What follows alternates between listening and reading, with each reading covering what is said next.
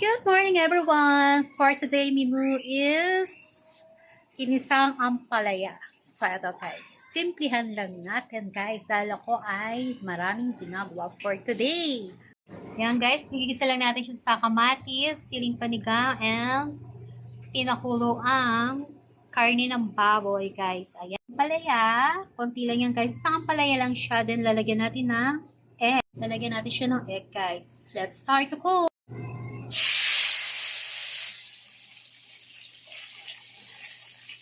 Guys, kamatis, siling panigang. Ito po yung madali kong luto, guys.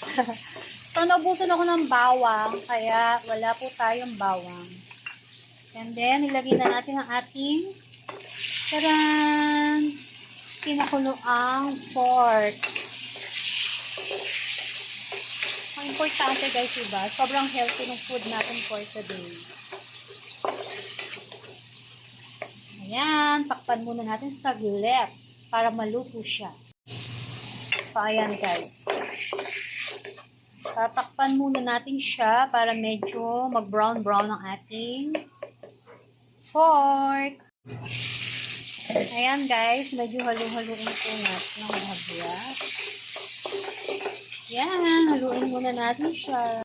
Then, pwede natin takpan ulit. So guys, ayan.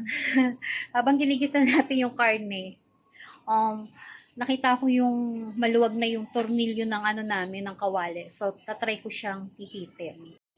Ayan siya guys, so, pihitin natin. Try it. Uy, maandar. So, kailangan may tagahawak.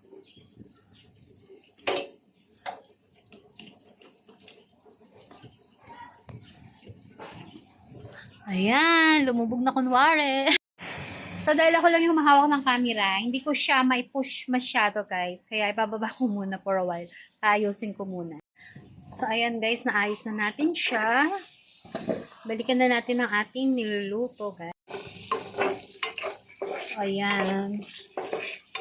Medyo nag-brown-brown na siya. Pwede na natin ilagay ang ating ampalaya. Delicious.